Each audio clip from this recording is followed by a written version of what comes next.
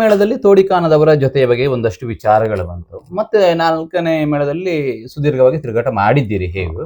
ಮತ್ತೆ 4ನೇ ಮೇಳದ ಅನುಭವವನ್ನ ಹೇಳೋದಾದ್ರೆ ಏನಾದ್ರೂ ಇದ್ರೆ ಹೇಳ್ಬಹುದು. 4ನೇ ಮೇಳದಲ್ಲಿ ಈಗ ಹೊಳ್ಳರ ಜೊತೆ ಇತ್ತು ಅಥವಾ ಬೇರೆ ಕಲಾವಿದರ ಒಂದು ಭಾವನಾತ್ಮಕವಾದ ಪಾತ್ರ ಚಿತ್ರಣದಲ್ಲಿ ಮಂಜೇಶ್ವರ ಜನಾರ್ದನ ಅವರಲ್ಲಿ ಸಾಹಿತ್ಯ ಕಡಿಮೆ, ಅದು ನಿತ್ರ ವೇಷ ಅದ್ಭುತ. ಮತ್ತೆ ಅವರು ಹೇಳ್ತಿದ್ರು, ಸುಮ್ಮನೆ ಒಂದು 10 ಗೆರೆ ಮಾತಾಡುದು ಎಂತದಕ್ಕೂ ಮಗು, ಭಾವನೆ ರಸವೇ ಇಲ್ಲದೆ ನೀನು ಭಾವನೆ 4 ಗೆರೆ ಮಾಡ. ಇದಕ್ಕೆಲ್ಲ ಅವರು ತುಂಬಾ ಸಪೋರ್ಟ್, ತುಂಬಾ ಪ್ರೀತಿ. ಗಂಡು ಮಕ್ಕಳಿಲ್ಲ ಅವರಿಗೆ, ಆದ ಕಾರಣ ನಮ್ಮನ್ನೆಲ್ಲ ಕಂಡಾಗ ಅವರ ಮಕ್ಕಳು ಅವರು ಒಳ್ಳೆ ಸಪೋರ್ಟ್ ಕೊಟ್ಟವರು. ಮತ್ತೆ ಶೀನಪ್ರಿಯಿಗಳು ಹಾಗೆ, ಅವರು ಅಣ್ಣ ಎಂತ ಮಾಡುವ ನಾವು, ಅವರು ಎಷ್ಟೋ ಮಾಡಿದ್ದಾರೆ ಆ ವೇಷವನ್ನು, ಎಷ್ಟೋ ವರ್ಷಗಳಿಂದ ಮಾಡಿದ್ದಾರೆ. ಪ್ರತಿ ವರ್ಷ ವಸ್ತು ಬರುವಾಗಲೂ ಹೇಳ್ತಾರೆ, ಅಣ್ಣ ಇದು ನಾವು ಹೇಗೆ ಹೋಗುದು, ಅವರಿಗೆ ನಮ್ಮ ಹವ್ಯಕ ಭಾಷೆ ಬರ್ತದೆ, ಅದು ಆ ಭಾಷೆಯಲ್ಲಿ ನಾವ್ ಹೆಂಗೆ ಹೋಗೋದು ಹಾಗೆ ಮಾತಾಡ್ತಿದ್ರು. ಆ ಶೀನಪ್ರಿಯ ಒಳ್ಳೆ ಮನುಷ್ಯ. ಮತ್ತೆ ಬಹಳ ಚಂದ ಅವರು. ಸಂಜೀವ್ ಚೌಟ್ರು ಅಂತಿದ್ರು, ಅವರು ಹಾಗೆ. ತೊಡಿಕಾದವರಿಗೆ ನಾ ಹೇಳಿದೆ. ಆಮೇಲೆ ಬದಲಾವಣೆ ಹೊಂದಿ ಪೆರ್ವೈ ನಾರಾಯಣ ಅವರು ಹಾಗೆ, ಅವರು ಒಳ್ಳೆ ವಿಷಯ ಇದ್ದವರು. ಕೆಲವಾರು ಪಾತ್ರಗಳು ಬಹಳ ದಾಖಲಾತಿ ಮಾಡಿದವರ ಪಾತ್ರ ಹಾಗೆಂತವರು. ಮತ್ತೆ ಈ ವಯಸ್ಸಲ್ಲಿ ಮತ್ತೆ ಮತ್ತೆ ಬಂದವರು, ಅವರು ಬಂದವರು ಹಾಗೆ. ಅವರೊಟ್ಟಿಗೆ ಜೊತೆ ತಿರುಗಾಟ ಭಾರಿ ಚಂದ, ಜೊತೆ ವೇಷಗಳು ಚಂದ. ಯಾಕಂದ್ರೆ ಅವರು ಪುಸ್ತಕ ಅಲ್ಲ, ಅಲ್ಲಲ್ಲಿ ಕ್ಲಾಶ್, ಕದಂಬ ಸಂಭಾಷಣೆಗಳು, ಆಕ್ಷೇಪಗಳು ಹೀಗೆಲ್ಲ ಬಂದು ರಂಗದ ರಂ ರಂ ರಂ ಹೇಗೆ ಮುಂದೆ ಹೋಗ್ಬೇಕು ಅನ್ನೋ ಒಳ್ಳೆ ಅನುಕೂಲ ಕೊಡ್ತಿದ್ದ ನಾರಾಯಣ ಶೆಟ್ರು. ಅವರು ಅವರ ಮೇಲೆ ನನಗೂ ನನ್ನ ಊರವರು ಅಂತ ಪ್ರೀತಿ. ಪೆರುವಾಯಿ ಅವರು ನನ್ನ ಹತ್ರ ಯಾಕೆ ಅವರಿಗೆ ತುಂಬಾ ಪ್ರೀತಿ. ಮಾಡಿ ಶರ್ಮಣ್ಣ ಅಂತ ಎಂತ ಒಂದು ಸಮಸ್ಯೆ. ಪೆರುವಾಯಿ ಅವರು. ಜಯ ಮತ್ತೆ ವಾಗ್ಮಿ ಜಯಪ್ರಕಾಶ್ ಶೆಟ್ಟಿ ಅವರು ಆ ಸಂದರ್ಭದಲ್ಲಿ ಅಲ್ಲೇ ಒಳ್ಳೆ ಅನುಭವ ಬೆಳೆಸ್ತಾ ಇದ್ದವರು. ಈಗ ಅವರ ಜಯನ ವೀರಮಣಿ, ನನ್ನ ಹನುಮಂತ ಒಂದೆರಡು ಕಡೆ ತುಂಬಾ ಆಯ್ತು. ಕೊನೆಗೆ ಭಾಗವತರು ಕುಮ್ಮಣ್ಣೂರ್ನವರು ಬಂದು ಹೇಳಿದ್ರು, ಇದು ಜಯಪ್ರಕಾಶ್ ಶೆಟ್ರೆ, ಶರ್ಮರೆ, ನೀವಿಬ್ರು ತಾಳ ಮದ್ದಲೆ ಮಾಡಬೇಡಿ, ಆಟ ಮಾಡಿ. ನೀವು ಮಾತಾಡಬೇಕು ಅಂತಿದ್ರೆ ಒಂದು ಪದ್ಯಕ್ಕೆ ಮಾತಾಡಿ, ಎಲ್ಲ ಮಾತಾಡಿ. ಅಲ್ಲ ಶರ್ಮನಿಗೆ ಜಯಪ್ರಕಾಶ್ ಅವರು ಅಷ್ಟು ಇಂಪ್ರೂವ್ಮೆಂಟ್ ಅಂದ್ರೆ ಮಾತುಗಾರಿಕೆಯಲ್ಲಿ ಅವರಿಗೆ ಹೇಗೆ ಅದು ಬಂತು? ಒಂದವರ ಮಾವನ ಕಲೆ, ಪೆರುವೈ ಶೆಟ್ರು ಮಾವ, ಇನ್ನೊಂದು ಸ್ವಯಂ ಅಧ್ಯಯನ ಮಾಡಿದ. ಯಾಕಂದ್ರೆ ಅವರಿಗೆ ತಾನು ಇದರಲ್ಲಿ ಮುನ್ನುಗ್ಗಬೇಕು, ಸಾಧನೆ ಮಾಡಬೇಕು.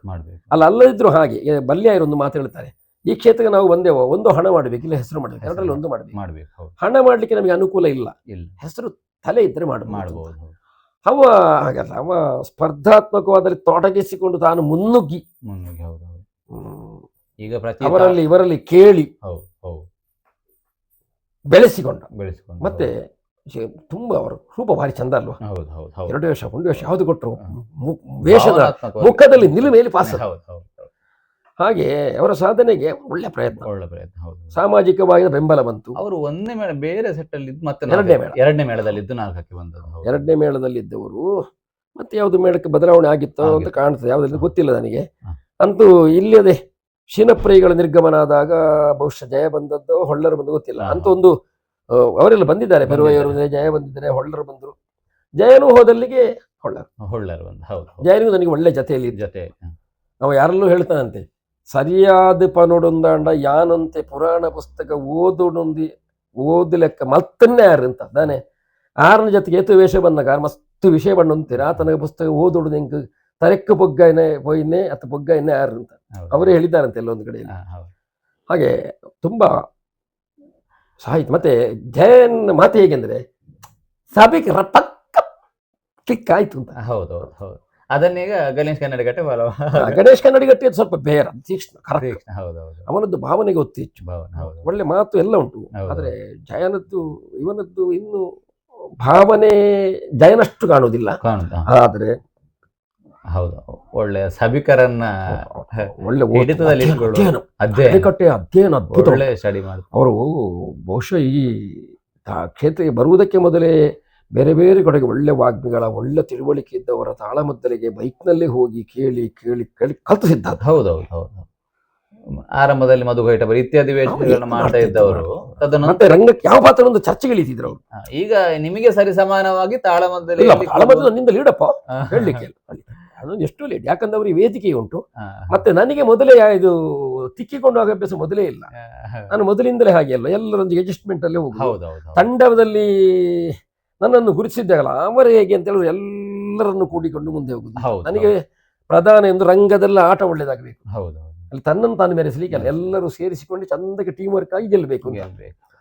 ಆ ಮನೋಧರ್ಮದವ ನಾನು. ಹೌದು. ಆದ್ರೆ ನಾನು ಹಾದುಕೊಂಡೆಲ್ಲ ಹೋಗುವ ಕ್ರಮ ಇಲ್ಲ. ಹೌದು. ಮಾಡ್ಬೋದಿತ್ತ ಏನ, ನನ್ನ ಸ್ವಭಾವ ಅಲ್ಲ ಅದು. ಹೌದು. ಈಗ ಶರ್ಮನ್ 4ನೇ ಮೇಳದಲ್ಲಿ ನೀವು ಅನೇಕ ವೇಷವನ್ನೆಲ್ಲ ಮಾಡಿದ್ದೀರಿ. ಈಗ ತಿರುಗಾಟ ಯಾವ್ದು ನಿಮಗೆ ಬಹಳ ಇಷ್ಟ ವೇಷ ಅಂತ ಹೇಳಿ ನೀವು ಇಷ್ಟ ಯಾವುದು ಮೆಚ್ಚಿಕೊಂಡಿರುವಂತ ಇಷ್ಟ ಯಾವುದು ಅಂತ ಹೇಳಲಿಕ್ಕೆ ಹೊರಟ್ರೆ ಅದು ಆದ್ರೂ ಅಷ್ಟು ವೇಷಗಳನ್ನು ಮಾಡಿದ್ದೇನೆ. ಹಾ. ನನಗೆ ನಿಜವಾಗಿ ನೋಡಿ ಅತ್ಯಂತ ಪ್ರಿಯವಾಗಿ ಯಾವ ಪ್ರಸಂಗದಲ್ಲಾದ್ರೂ ತುಂಬಾ ನನಗೆ ಪ್ರಿಯವಾದ ವೇಷ ರಾಮ. ಹೌದು. ಮತ್ತೆ ನನ್ನ ಸುಧನ್ವ ಕೂಡ ಸುಧನ್ ಒಂದು ಮೆಚ್ಚುಗೆ ಉಂಟು ಹೇಳ್ತಾರಪ್ಪ ಹೌದು. ಸುಧನ್ವ ಅಂತ ಹೇಳಿಕೊಂಡು. ಅದು ಸಿದ್ಧಪಟ್ಟಿ ಇಲ್ಲ ನನ್ನ ಹತ್ರ, ಅಷ್ಟೇ ಅಂದ್ರೆ ನನಗೆ ಸಿದ್ಧಪಟ್ಟಿ ಇಲ್ಲ. ಒಂದಿಷ್ಟು ಮಾಡುದು, ಇಷ್ಟು ಓದುದು, ಇಷ್ಟು ಒಂದು ಸಿದ್ಧತೆ ಮಾಡಿ ಇಷ್ಟನ್ನು ಹೇಳುದು ಅದಿಲ್ಲ ನನಗೆ. ಅಲ್ಲಿಗೆ ಹೋಗುವ ಏನ್ ಬರ್ತದೆ, ನಾನು ಓದಿದ ಒಂದಷ್ಟು ವಿಷಯಗಳಿಲ್ಲ, ಅದನ್ನು ಹೇಳ್ತಾ ಹೋಗ್ತೇನೆ. ಮತ್ತೆ ಎದುರಿನವ ಏನು ಅಂತ ನೋಡ್ತೇನೆ. ಎದುರಿನವನಿರ್ಲಿ ಪ್ರಶ್ನೆ ಕೇಳ್ಬೋದು, ಕೇಳಬಾರ್ದು, ಯಾಕೆ ಆಟ ಹಾಳಾಗಬಾರ್ದು ಹಾಗೆ. ಮತ್ತೆ ಇನ್ನೊಂದು, ನನ್ನ ಎದುರಿನವನು ಗೆಲ್ಲಬೇಕು, ಇದು ನನ್ನ ಮಾತು. ಹೌದು. ಈಗ ನಾನು ಕೇಳಬೇಕು, ನಾವೆಲ್ಲ ಶರ್ಮನನ ಜೊತೆಯಾಗಿ ಬೇರೆ ಅನೇಕ ವೇಷ, ಅವರ ಹನುಮಂತ, ನಾವು ಏನು ಕಪಿಗಳು ಮಾಡಿರುವಂತದ್ದು ಬೇರೆ ಬೇರೆ ಎಲ್ಲ ವೇಷವನ್ನೆಲ್ಲ ಮಾಡಿದ್ದೇವೆ. ಜೊತೆ ವೇಷಗಾರರನ್ನ ರಂಗದಲ್ಲಿ ಕೊಂಡು ಹೋಗುವಂತಹ ಕ್ರಮ ಅನ್ನುವಂಥ ಬಹಳ ನಮಗೆ ಅಚ್ಚುಮೆಚ್ಚು. ಯಾವ ಆ ಕಲಾವಿದನಿಗೆ ಬೇಸರ ಆಗದ ಹಾಗೆ, ಅಥವಾ ಒಂದು ವೇಳೆ ನಾವು ತಪ್ಪಿದ್ದೇವೆ ಅಂತ ಆದ್ರೆ ಅದನ್ನು ಗೊತ್ತಾಗದ ಹಾಗೆ, ಅಲ್ಲಿ ಲೋಪವಾಗದ ಹಾಗೆ ಕೊಂಡು ಹೋಗುವಂಥದ್ದು ನಿಮ್ಮದೊಂದು ಕ್ರಮ ಒಳ್ಳೆದ. ಇದು ಹೇಗೆ ನಿಮಗೆ ಬಂತು? ಅದು ಹೇಗೆ ಬಂತು ಅಂತಲೇ ನನಗೆ ಹೇಳಲಿಕ್ಕೆ ಅದಕ್ಕೆ. ನಾವು ಈಗ ಬೆಳೆಯುವ ಕಾಲಕ್ಕೆ ಅಂತ ಆ ರೀತಿ ಇರುವಂತ ಒಂದು ಕಲಾವಿದರು ನನಗೆ ಸಿಕ್ಕಿದ್ದು ತುಂಬಾ ಕಡಿಮೆ. ಎಲ್ಲಿ ತಪ್ಪುಂಟು ಆದ್ರೆ ಒಂದು ಕಟೀಲು ಶ್ರೀನಿವಾಸರಾವ್ ಅವರೆಂಬರೊಬ್ಬರು ಗುರುಗಳು, ಕಟೀಲು ಶ್ರೀನಿ ಅಂತಲೇ ಹೆಸರು, ಅವರು ಆಳಿದ್ದು ತುಂಬಾ ಸಮಯವಾಗಿ ಆಯಿತು. ಅವ್ರಿಗೆ ನನ್ನ ತುಂಬಾ ಮೆಚ್ಚಿತ್ತು. ಅವ್ರು ಹೇಳಿದ್ರು, ಆಯಿಷಾ ನಾನು ನಿನಗೊಂದು ಭವಿಷ್ಯ ರೂಪಿಸ್ತಿದ್ದೆ ಮಾರಾಯ, ನನಗೊಂದು ಕಟೀಲಿಗೆ ಸೇರ್ಪಡೆಗೊಳ್ತಿದ್ದೆ, ನನ್ನದೊಟ್ಟು ನೋಡುವ ಅಂತ ಹೇಳಿದ್ರು. ಅಷ್ಟಾಗೂ ಅವ್ರ ಹಾರ್ಟ್ ಅಟ್ಯಾಕ್ ಅಂತ ಹೋದ್ರು. ಅವರಲ್ಲಿ ಆಗೋಣ ಇತ್ತು. ಅವರು ತಾನು ಗೆದ್ದು ಇನ್ನೊಬ್ಬರನ್ನು ಗೆಲ್ಲಿಸಿಕೊಂಡು ಮತ್ತೆ ತನಗೆ ಗೊತ್ತಿದ್ದನೆಲ್ಲ ಹೀಗೆ ಲಾರಿಯಲ್ಲಿ ಹಿಂದೆ ಕೂತು ಹೋಗುವಾಗಲೂ ಸುಮ್ಮನೆ ಪಕ್ಕಡದಾಗಿ ಹಾಳಾರಟೆ ಪರಿಂಚಿಂದಿಪ್ಪರು ಅಂತ ಹೇಳಿಕೊಂಡು, ಈಗ ಅತಿಗಾಯ ಕಾಳಗೆ ಬಂದ್ರೆ ಅತಿಗಾಯ ಮಾಡುವವನು ಲಕ್ಷ್ಮಣವನ್ನು ಕೂತ್ಕೊಳಿಸಿ ಇಬ್ಬರಿಗೂ ಹೇಳುದು, ಇಂದ್ರಿಯಿತು ಮಾಡುವವನಿಗೆ ಇಂದ್ರಿಯಿತು ಲಕ್ಷ್ಮಣನಿಗೆ ಒಟ್ಟಿಗೆ ಅರ್ಥ ಹೇಳಿಕೊಡುದು. ಯಾಕಂದ್ರೆ ಅವರೆಲ್ಲವನ್ನು ಮಾಡಬಲ್ಲ. ಅವರು ಅಭಿಮನ್ಯು ಮಾಡಿ ಗದಾ ಯುದ್ಧದಲ್ಲಿ ಕೌರವ, ಕುರುಕ್ಷೇತ್ರದಲ್ಲಿ ತ್ರಿಜನ ಮೋಕ್ಷ ಹಿರಣ್ಯಾಕ್ಷ ಮಾಡಿ ಶಿಶುಪಾಲ, ಇಷ್ಟು ವಯಸ್ಸನ್ನು ಮಾಡ್ತಿದ್ದವರು. ಹಾಗೆ ಬಹುಶಃ ಅವರಿಂದ ಬಂದ ದಾರಿ ಆಗಿರ್ಬೇಕದು. ಈ ಟೀಮ್ ವರ್ಕ್ ಅಲ್ಲಿ ಯಶಸ್ಸು ತಡೆಯುವುದು, ಮತ್ತೆ ಅವರಿಗೆ ಈಗೆಲ್ಲ ಕೇಳಿದವರಿಗೆ ಹೇಳಿಕೊಡುದು, ಮತ್ತೆ ಜತೆಯಾಗಿ ಪಾತ್ರ ಬೀಳದಂತೆ ತಕೊಂಡು ಹೋಗ್ಬೇಕು. ಬಹುಶಃ ಅದು ಅವರ ಗುಣ, ಅವರಲ್ಲಿ ಅದು ನಾನು ತುಂಬಾ ಕಂಡಿದ್ದೆ. ಮತ್ತೆ ನಮಗೆ ನಾನು ಕಂಡಾಗಿ ನಾನು ವಿಶ್ವಣ್ಣನ ತುಂಬಾ ಅಭಿಮಾನಿಸುವ, ಗೌರವಿಸುವ, ಮೆಚ್ಚು ಮಾತ್ರಲ್ಲ, ನಾನು ಹಲವಾರು ನನ್ನ ಪಾತ್ರಗಳನ್ನು ನಾನು ರೂಢಿಸಿಕೊಂಡದ್ದು ಸುಣ್ಣಂಬಳದವರನ್ನು ಹೆಚ್ಚು ಮುಂದೆ ಇಟ್ಟುಕೊಂಡು. ಯಾಕಂದ್ರೆ ಸುಣ್ಣಂಬಳದ ದೊಡ್ಡ ಗುಣ ಅದು, ಅವರ ವಿದ್ಯೆಯಲ್ಲಿ ಅಪಾರ. ಅವರು ತನ್ನ ಎದುರನ್ನು ಸೋಲಿಕ್ಕೆ ಬಿಡಲಿಕ್ಕೆ, ಗೊತ್ತಾಗದ ಹಾಗೆ, ಅವ ತಪ್ಪು ಮಾಡಿದ ಗೊತ್ತಾಗದ ಹಾಗೆ, ಅಥವಾ ನಸುನಗೆಯಿಂದ ಸಣ್ಣ ಹಾಸ್ಯದಿಂದ ಮಾಡಿ ಅದನ್ನು ದಾಟಿಸಿಕೊಂಡು ಹೋಗಿ ಆ ಪಾತ್ರವನ್ನು ಮೆರೆಸುವುದು ಅವರಲ್ಲಿ ತುಂಬಾ ಉಂಟು. ಹಾಗೆ ನಾನು ತೋರಿಸ್ತಾರೆ, ಆದ್ರೆ ಇನ್ನೊಬ್ಬನಿಗೆ ಪದ್ರ ಇನ್ನೊಬ್ಬ ಬಿದ್ದರೂ ಅದು ಬಿದ್ದದ್ದು ಗೊತ್ತಾಗ್ಲಿಕ್ಕಿಲ್ಲ. ಅದನ್ನು ತಂಡವಾಗಿ ಒಂದು ಟೀಮ್ ವರ್ಕಿನಲ್ಲಿ ಒಬ್ಬ ಕಲಾವಿದನಾಗಿ ಯಶಸ್ಸನ್ನು ಕಾಣುವಂತ ಬಗೆ ಅದು ನನ್ನ ಸಣ್ಣಂಬಳದವರು. ನಾನು ಹಲವಾರಲ್ಲ, ಬಹುಶಃ ನಾನು ಒಂದು 80% ವಿಶ್ವಣ್ಣನೇ ಆದರ್ಶ. ಪಾತ್ರಗಳ ನಿರ್ವಹಣೆಯ ವಿಷಯದಲ್ಲಿ ಅಥವಾ ರಂಗದಲ್ಲಿ ಹೇಗಿರಬೇಕು, ಈಗೆಲ್ಲ ವಿಷಯದಲ್ಲಿ ನಾನು ಅವರನ್ನು ತುಂಬಾ ಮೆಚ್ಚಿಕೊಂಡವ. ಅಲ್ಲಿ ಅಭಿಮಾನಿಸಬೇಕಾದ ಕಲಾವಿದ. ಸರಳ ಸಾಹಿತ್ಯ, ತುಂಬಾ ಕಟ್ಟಣ ಇಲ್ಲವೇ ಇಲ್ಲ ಅವರು. ಎ ಇಂದ ಡಿ ತನಕ ಅಥವಾ ಎ ಇಂದ Z ತನಕದವರಿಗಿದ್ರೆ ಎಲ್ರಿಗೂ ಪ್ರಿಯವಾಗುವ ಮಾತು. ಹಾಗೆ ಬಹುಶಃ ಅದು ಆದರ್ಶವಾಗಿ ನಾವು ತೆಕ್ಕೊಂಡ ಕಾರಣ ಮೇಳದಲ್ಲಿ ಅದನ್ನೇ ಅಳವಡಿಸಿಕೊಂಡು ನಾನು ಸ್ವಲ್ಪ ಹೆಚ್ಚು ಮಾಡಿ ಕೊಡ್ಲಿಕ್ಕೂ ಸಾಕದನ್ನು. ಅವರಷ್ಟೇ ಅಲ್ಲದ ಅಥವಾ ಅವರಿಗಿಂತ ಕಡಿಮೆಯೋ ಏನೋ ಇರ್ಬೋದು. ಜೊತೆಯಾಗಿ ವೇಷಗಳನ್ನೆಲ್ಲ ಹೋಗುವಾಗ ಇದು ನಮಗೆ ಅನುಭವ ಆದ್ದು, ನಮ್ಮನ್ನ ಸೋಲುವುದಕ್ಕೆ ಬಿಡದ ಹಾಗೆ ಕೊಂಡು ಹೋಗ್ತಾ ಇದ್ರಿ. ಈ ಗುಣ ಅತ್ಯಂತ ನಮಗೆ ಕೂಡ ಎಲ್ಲರೂ, ನಮಗೆ ಅಂತಲ್ಲ, ಆಲ್ಮೋಸ್ಟ್ ಎಲ್ಲ ಮೇಳದ ನಿಮ್ಮ ಜೊತೆ ತಿರುಗಾಟ ಮಾಡಿದವರೆಲ್ಲ ಹೇಳುವಂಥದ್ದು ಹಾಗೆ. ದಾಲಿ ಇತ್ತನ ಶರ್ಮ ನಡಬಹುದು ಕೇನೋಡು ಆರು ಪಂಡದ ಗೊರ್ಪೇರು ಅವು ಯಾವುವು ರಂಗಗಳ ಮಲ್ಲೆ ಜಾರು ಉಳ್ಳೇರು ಅನ್ನುವಂಥ ಒಂದು ಧೈರ್ಯ. ಸೊ ಈ ಕಾರಣದಿಂದಾಗಿ ಈ ವಿಚಾರಗಳು ಕೇಳಬೇಕಾಯ್ತು ಅಂತ ಹೇಳಿ. ಸೊ ಇಷ್ಟು ವಿಚಾರಗಳು ನಿಮ್ಮ ಮೇಳದ ತಿರುಗಾಟ ಇತ್ಯಾದಿ ವಿಚಾರಗಳನ್ನ ಹೇಳಿದ್ರು. ಇದಿಷ್ಟು ಮೇಳ ತಿರುಗಾಟದ ಈಗ ಮೊನ್ನೆ ಅಷ್ಟೇ ಮೇಳ ತಿರುಗಾಟಗಳು ಮುಕ್ತಾಯವನ್ನ ಹೊಂದಿದೆ, ನಮಗೆಲ್ಲ ಗೊತ್ತಿದೆ ಶರ್ಮಣ್ಣ. ಈ ಇದು ಮೇಳ ತಿರುಗಾಟದ ವಿಚಾರವನ್ನ ಬಿಡೋದಾದ್ರೆ ನೀವೊಂದು 2-3 ಪುಸ್ತಕವನ್ನ ಬರೆದಿದ್ದೀರಿ ಅಂತ ಹೇಳಿ, ಈ ಪುಸ್ತಕದ ಬಗ್ಗೆ ಒಂದಷ್ಟು ವಿಚಾರ ಗೊತ್ತಾಗುದು. ಅದು ಯಾಕೆಂದ್ರೆ ಈ ಸುದೀರ್ಘ ತಿರುಗಾಟ ನಾವು ಮಾಡಿದ್ದೇವೆ. ಇಡೀ ರಾತ್ರಿ ಆಟ ಆಯಿತು, ಕಲಾವಿದರ ಬೆಳವಣಿಗೆ, ಕಲೆ ಸಾಗುವ ದಾರಿ, ಇದೆಲ್ಲ ನಾವು ಗಮನಿಸ್ತಾ ಇದ್ದೇವೆ. ಎಲ್ಲಿ ಲೋಪ ಆಗ್ತದೆ, ಹಿಂದೆ ಪ್ರಸ್ತುತಿಪಡಿಸುತ್ತಿದ್ದಂಥ ಎಷ್ಟು ವಿಷಯಗಳು ಮರವೇ ಆಗ್ತಾ ಉಂಟು, ಇನ್ನೆಷ್ಟು ಇತ್ತೀಚಿನವರೆಗೆ ರಂಗದ ನಡೆಯ ಬಗ್ಗೆ ಅನುಭವ ಇಲ್ಲ, ಇದೆಲ್ಲ ಕಾಣ್ತಾ ಉಂಟು. ಆಯ್ತಾ, ಕ್ಷೀಣಿಸ್ತಾ ಹೋದರೆ ಹೇಗೆ? ಈಗ ನಾನು ಕಂಡಾಗ ಈಗ ಸತ್ಯ ಹರಿಶ್ಚಂದ್ರ ಅಂತ ಪ್ರಸಂಗದಲ್ಲಿ ಈಗ ನನ್ನ ಲೆಕ್ಕದಲ್ಲಿ ಕಾಣೋ ಒಂದು 7-8 ಯಾರು ಒಂದು 6-7 ಮಂದಿ ಇದ್ದಾರೆ ಏನೋ, ಒಂದು ಹರಿಶ್ಚಂದ್ರನ ಚಂದ ಮಾಡೋರು. ಆಯ್ತಾ, ಸೊಣ್ಣಂಬಳದವರು, ರಂಗ ಭಟ್ರ ಅಥವಾ ಜಯಪ್ರಕಾಶ ಮಾಡಿಯನು, ಹೀಗೆ ಹಲವಾರು ಒಂದು ಬೆರಳಿಕೆ ಲೆಕ್ಕ ಮಾಡ್ತಾ ಹೋದಾಗ ನಿಮಗೆ ಸಿಗುವುದು ತೀರಾ ಕಡಿಮೆ. ಮತ್ತೆ ಎಷ್ಟೋ ಬಳಕೆಯಾದ ವಿಷಯಗಳು ಬಿಟ್ಟು ಹೋಗ್ತದೆ. ಅದು ಸರಿ ಹೋಗುದು. ಇನ್ನೀಗ ವಸ್ತ್ರಾಪಹಾರಾದಿಗಳು ಬಂದರೆ ದ್ರೌಪದಿಯ ಪಾತ್ರ, ಅದರಲ್ಲಿ ಬಿಟ್ಟು ಹೋಗುವಳು ಎಷ್ಟು ಉಂಟು. ನಿರ್ಣಯವಾದ ಕೆಲವೇ ಜನ ಇರೋದು, ಇತರಿಗೆ ದಾರಿ ಗೊತ್ತಿಲ್ಲ. ಇಂಥ ಹಲವಾರು ಪ್ರಸಂಗಗಳೆಲ್ಲ ಹಾಗಂಡು ಏನು ಮಾಡುವಾಗ ನಾನು ಬೈಕಲ್ಲಿ ಬಿದ್ದು ಮನೆಯಲ್ಲಿ ಕೂತ್ಕೊಂಡಿದ್ದೆ, ಏನು ಮಾಡಲಿ, ಒಂದೆಲ್ಲ ಬರ್ದ್ರೆ ಹೇಗೆ. ಡಾಕ್ಟ್ರಲ್ಲಿಗಳು ಒಂದು 2 ತಿಂಗಳು ಹೇಳಿದ್ರು, ಇಲ್ಲಿಗೆ ಏನೂ ಪೆಟ್ಟಾಗದ ಹಾಗೆ ಹೀಗೆಟ್ಟು ಬರೀಬೋದು ಅಂತ ಹೇಳಿದ್ರು.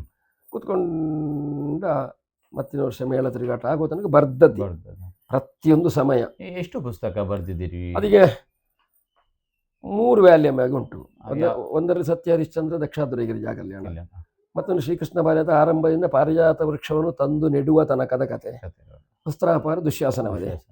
ವಸ್ತ್ರಾಪಾರದಲ್ಲಿ ಬಿಡುವಂಶ ಕೆಲವೆಲ್ಲ ಉಂಟು, ಅದನ್ನು ಕೂಡ ನಾನು ಅರ್ಥಬರೆಗೂ ಬರೆದಿದ್ದೇನೆ. ಇದನ್ನು ರಂಗದಲ್ಲಿ ತೆಗೆದುಕೊಳ್ಳುವ ಪದ್ಧತಿ ಇಲ್ಲ ಅಂತ ಬರೆದಿದ್ದೇನೆ. ಅಲ್ಲ, ನಾನು ಬರೆದ ಹೆಚ್ಚಿನ ಪ್ರಸಂಗದಲ್ಲಿ ಹಾಗೆ ರಂಗದಲ್ಲಿ ಪ್ರಸ್ತುತಿಗೊಳಿಸಬಹುದೇ ಆದ್ದು ವ್ಯಾಪ್ತಿ ಮೀರಿ ಹೋಗುವ ಪಾತ್ರಗಳು ಯಾವುದು, ಇದನ್ನೆಲ್ಲ ಬರೆದಿದ್ದೇನೆ. ಕೃಷ್ಣ ಪಾರಿಜಾತದಲ್ಲಿ ಸತ್ಯಭಾಮೆ ಕೃಷ್ಣನ ಸಂವಾದಗಳು ಬಹಳ ಶ್ರೇಷ್ಠವಾದ್ದು, ಶ್ರೇಷ್ಠ ದಾಂಪತ್ಯ. ಇತ್ತೀಚೆಗೆ ಏನಾಗಿದೆ ಅಂದ್ರೆ ಅಲ್ಲಿ ಸಖಸಕ್ಕೇರಿ ಮುಂದಾಗ್ತದೆ, ಅಲ್ಲಿ ಉಲ್ಲಂಘಿಸಕೂಡದು ಎಂಬುದನ್ನು ನಾನು ಬ್ರೆಕೆಟ್ ಅಲ್ಲಿ ಬರ್ತಿದ್ದೇನೆ. ಆಮೇಲೆ ಒಂದು ಸಮುದ್ರ ಮಥನ ಮತ್ತು ಮೈರಾವಣ, ಸಮುದ್ರದಲ್ಲಿ ತುಂಬಾ ಸಮಯಕ್ಕೆ ವಿಷ್ಣು ಅದು ಇದೆಲ್ಲ ತುಂಬಾ ಕ್ರಮ ಮತ್ತು ಅಲ್ಲಿ ಇಷ್ಟಿಷ್ಟು ಹೀಗೆ ಆಗಬೇಕು ಅಂತ ಉಂಟು. ಈಗ ಎಷ್ಟು ಪ್ರತಿಗಳು ಸೇಲ್ ಆಗಿದೆ ಇದು ನಿಮ್ಮದು? ನಾನು ಒಟ್ಟು 3,000 ಪ್ರಿಂಟ್ ಮಾಡಿದ್ದೇನೆ. ಒಂದು 2,000 ಮುಗಿದಿದೆ, ಇನ್ನು 1,000 ಹಾಗೆ ಬಹುಶಃ ಮನೆಯಲ್ಲಿ ಉಂಟು. ನೋಡಿ, ನಿಮಗೆ ಬೇಕಾದಲ್ಲಿ ಶರ್ಮಣ್ಣನಲ್ಲಿ ಈಗ ಅನೇಕ ಪ್ರಸಂಗಗಳ ಪುಸ್ತಕಗಳಿದೆ. ನನಗೆ ಕಮೆಂಟ್ ಮಾಡಿ, ನಾನು ಅವರ ನಂಬರನ್ನು ನಿಮಗೆ ತಲುಪಿಸುವಂತ ಪ್ರಯತ್ನ ಮಾಡ್ತೇನೆ. ಯಾರಾದರೂ ಯಕ್ಷಗಾನದ ಆಸಕ್ತರಿದ್ರೆ ಅಥವಾ ಸಂಘಗಳಲ್ಲಿ ಹೊರಗಡೆಯಲ್ಲಿ ಯಕ್ಷಗಾನವನ್ನು ಆಡಿಸ್ತೀರಿ ಅಂತ ಹೇಳಿದ್ರೆ ಆ ಪುಸ್ತಕ ಬಹಳಷ್ಟು ಉಪಯುಕ್ತ ಆಗುತ್ತದೆ ಅಂತ ಹೇಳಿ ನನಗೆ ಕಮೆಂಟ್ ಬಾಕ್ಸ್ ಮುಖಾಂತರ ನೀವು ಕೇಳಿ, ನಾನು ಖಂಡಿತವಾಗಿಯೂ ಶರ್ಮಣ್ಣನ ಕಾಂಟ್ಯಾಕ್ಟ್ ನಂಬರನ್ನು ನಿಮಗೆ ಕೊಡ್ತೇನೆ, ನೀವು ಪಡ್ಕೊಳ್ಬಹುದು. 2-3 ಪುಸ್ತಕಗಳೇನು ಇದೆ, ಅದರಲ್ಲಿ ಪ್ರಸಂಗಗಳು ಅನೇಕ, ಸತ್ಯ ಹರಿಶ್ಚಂದ್ರ ಆಗಿರಬಹುದು, ಜೊತೆಗೆ ದಕ್ಷಾಧ್ವರಗಿರಿಯ ಕಲ್ಯಾಣ ಉಂಟು, ವಸ್ತ್ರಾಪಾರ ದುಶ್ಯಾಸನವದೆ, ಸಮುದ್ರ ಮಥನ, ಮೈರಾವಣ, ಹೀಗೆ 4-5 ಪ್ರಸಂಗಗಳಿದೆ. ಯೂಸ್ಫುಲ್ ಆಗಬಹುದು ಆ ಪುಸ್ತಕಗಳು. ಈಗಾಗಲೇ 3,000 ಪ್ರತಿಯಲ್ಲಿ 2,000 ಸೇಲ್ ಆಗಿದೆ, ಇನ್ನು ಇದೆ, ಬೇಕಾದವರಿಗೆ ಅವರು ಒದಗಿಸ್ತಾರೆ ಅನ್ನುವಂಥ ಇದಿಷ್ಟು ವಿಚಾರ. ಇನ್ನು ಶರ್ಮಣ್ಣ, ನಾನು ಎಲ್ಲರಲ್ಲಿ ಕೇಳುವ ಹಾಗೆ ನಿಮ್ಮ ಇಂಟರ್ವ್ಯೂ ಮಾಡ್ಬೇಕಂತ ಹೇಳಿ ಅನೇಕ ಜನ ಕಮೆಂಟ್ ಅನ್ನ ಮಾಡಿದ್ದಾರೆ. ಕೇವಲ ಇಂಟರ್ವ್ಯೂ ಮಾಡಿದ್ರೆ ಸಾಕಾಗುವುದಿಲ್ಲ ಅಂತ ಹೇಳಿ, ಬದಲಾಗಿ ಶರ್ಮಣ್ಣನಲ್ಲಿ ಒಂದು ಅರ್ಥವನ್ನು ಹೇಳಿಸ್ಬೇಕು ಅಂತ ಹೇಳಿ. ಹಾಗಾಗಿ ಶರ್ಮಣ್ಣನಿಗೆ ಅತ್ಯಂತ ಇಷ್ಟವಾದ ಯಾವುದಾದ್ರೂ ಒಂದು ವೇಷದ ಒಂದು ಪದ್ಯದ ಅರ್ಥವನ್ನ ಹೇಳಬೇಕು ನಿಮ್ಮ ಅಭಿಮಾನಿಗಳಿಗೆ. ಅಲ್ಲ, ಅರ್ಥಗಾರಿಕೆಯನ್ನು ಹೇಳುವುದು ಅಂದ್ರೆ ಅರ್ಥಗಾರಿಕೆಲ್ಲ ಹಲವು ವಿಧ ಉಂಟು. ಈಗ ಮೇಮೆಯಿಂದ ಪದ್ಯವನ್ನು ನೋಡಿದ್ರೆ ಪದ್ಯಕ್ಕೊಂದಿಷ್ಟು ಅರ್ಥ ಹೌದು ಅಂತ, ಆದ್ರೆ ದಾರಿಗಳು ಚಂದ ಯಾವ ಬೆಳವಣಿಗೆ ಹೊಂದುವ ಕಲಾವಿದನಿಗಾದ್ರೂ ನಾನು ಕಂಡ ಹಾಗೆ ಸುಣ್ಣಂಬಳದವರು, ವಾಸವ ರಂಗಣ್ಣ, ಹಿರಿಯ ಕಲಾವಿದರಲ್ಲಿ ಹೇಳ್ತಿದ್ರೆ ಪದ್ಯದ ಅರ್ಥ ತೊಡಗಬೇಕು. ನಮಗೆ ಒಂದು ಪೂಂಜರ ಪಾಠ ಉಂಟು, ಪದ್ಯಕ್ಕೆ ಅರ್ಥ ಹೇಳುವುದು ಹೇಗೆ ಅಂತ ಹೇಳಿದ್ರೆ ಯಾವುದೋ ಪೂರ್ವ ಪೀಠಿಗೆಯನ್ನು ಒಂದಷ್ಟು ಮಾತಾಡಿ ಮತ್ತೆ ವಾಸ್ತವಿಕತೆಗೆ ಬರುವುದಲ್ಲ, ನೇರ ಪದ್ಯಕ್ಕೆ ಅರ್ಥಕ್ಕೆ ಬರಬೇಕು. ಬಂದು ಸಾಂದರ್ಭಿಕವಾಗಿ ಬೇರೆ ಬೇರೆ ವಿಷಯವನ್ನು ಒಳ ಹೊಕ್ಕು ಹೊರಗೆ ಬರಬೇಕು. ಅದು ಕಥೆಯ ಪಾತ್ರವನ್ನು ಪುಷ್ಟೀಕರಿಸುವ ಕ್ರಮ. ಅಲ್ಲ, ಮೊದಲನವರು ಎಷ್ಟು ಜನ ಮಾಡಿ, ಶೇಣಿಯಜ್ಜ ಎಲ್ಲ ತುಂಬ ಮಾಡಿದ್ದಾರೆ ಅದನ್ನೆಲ್ಲ. ಶೇಣಿಯಜ್ಜನ ಮಾಡಿದ್ದಾರೆ, ಜೋಶಿ ಅಣ್ಣನ ಅಂತೆಲ್ಲ ತುಂಬ ನಾನು ಕೇಳಿದ್ದೆಲ್ಲ ಕಡಿಮೆ. ಆದರೆ ನಾನು ಕಂಡದ್ದನ್ನು ಇದನ್ನು ಅತ್ಯಂತ ಹೆಚ್ಚು ಈ ವಿಷಯಗಳ ಬಳಕೆ ಸುಣ್ಣಂಬಳದಲ್ಲಿ ಇರುವುದು. ಸುಣ್ಣಂಬಳದವರು ಮಾಡಬೇಕಾದ್ರೆ ಅವರಿಗೆ ಎಲ್ಲಿಂದಲೂ ಅವರು ಗ್ರಹಿಸಿಕೊಂಡಿದ್ದಾರೆ ವಿಷಯ. ಅಲ್ಲದ ಹೆಚ್ಚು ಪ್ರಸ್ತುತ ಕೂಡ ಪೂಂಜರು ಹೇಳಿದ್ದು. ನಿಮಗೆ ಪ್ರಿಯವಾದದ್ದು ಯಾವುದಾದ್ರೂ ಒಂದು ಪಾತ್ರದ ಅರ್ಥವನ್ನು? ಸುಧನ್ವನು ಆಗ್ಬಹುದು ಅಥವಾ ಬೇರೆ ಯಾವ್ದಾಗ್ಬಹುದು, ನಿಮ್ಮ ಅಭಿಮಾನಿಗಳಿಗೆ, ನಮ್ಮ ಸಬ್ಸ್ಕ್ರೈಬರ್ಸ್ ಎಲ್ಲ ನೋಡ್ತಾ ಇರ್ತಾರೆ. ನಿಮ್ಮ ಏನ್ ಹೇಳ್ತೀವಿ, ಈಗ ಮೊನ್ನೆ ಮೋಹನ್ ಕುಮಾರ್ ಅಮುಂಜೆ ಅವರದ್ದು ಮಾಡುವಾಗ ವರ್ಣನೆಯನ್ನ ಕೇಳಿದ್ದೆ, ನಾನು ಹೇಳಿಸಿದ್ದೇನೆ. ಚಂಡಮುಂಡರ ವರ್ಣನೆಯನ್ನ ಅವ್ರು ಮಾಡಿದ್ದಾರೆ.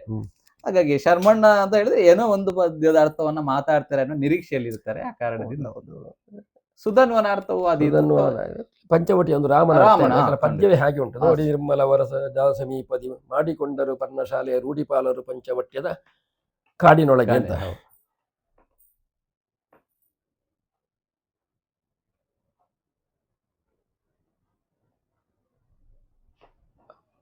ಸಹೋದರ ಲಕ್ಷ್ಮಣ, ನೋಡುವುದಕ್ಕೆ ತೊಡಗಿದ್ರೆ ಅಯೋಧ್ಯೆಯಿಂದಲೇ ನೋಡಬೇಕು. ಇರುವಿಕೆಯ ಕುರಿತಾಗಿ ಪಂಚವಟಿಯನ್ನಷ್ಟೇ ನೋಡಿದರೆ ಸಾಕಾಗ್ತದೆ. ಏನನ್ನು ನೋಡಬೇಕೆನ್ನುವುದು ಮಾತ್ರ ಇಲ್ಲಿ ಪ್ರಧಾನ.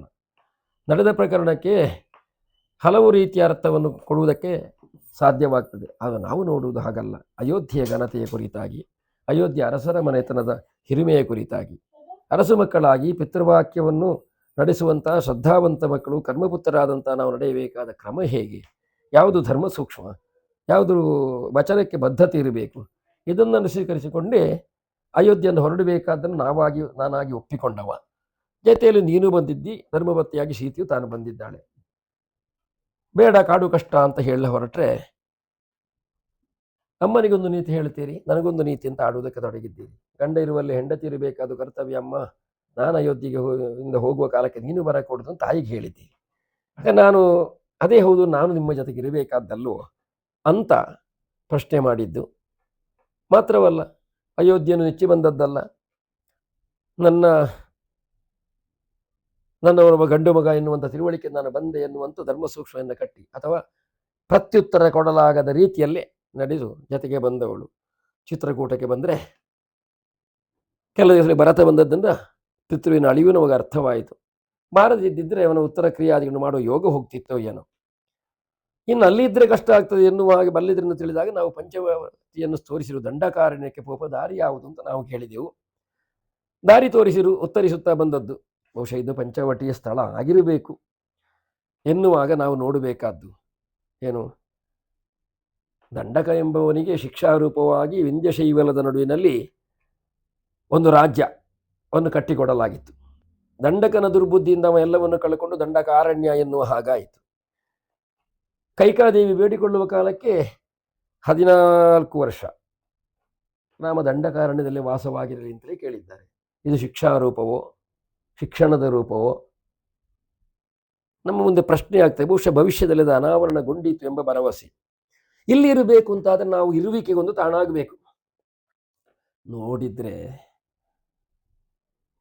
ಹೊರಗಣ್ಣಿಂದ ನೋಡಿದ ಸಾರದು. ಅರಸು ಮಕ್ಕಳಾಗಿ ರೂಢಿಪಾಲರಾಗಿ ನಾವು ರೂಢಿಯನ್ನು ಮೀರದೆ ರೂಢಿಪಾಲರ ಘನತೆಯನ್ನು ಉಳಿಸಿಕೊಂಡು ಇರಬೇಕು ಅಂತಾದರೆ ಸುಸ್ಥಳ ಆಗಬೇಕು.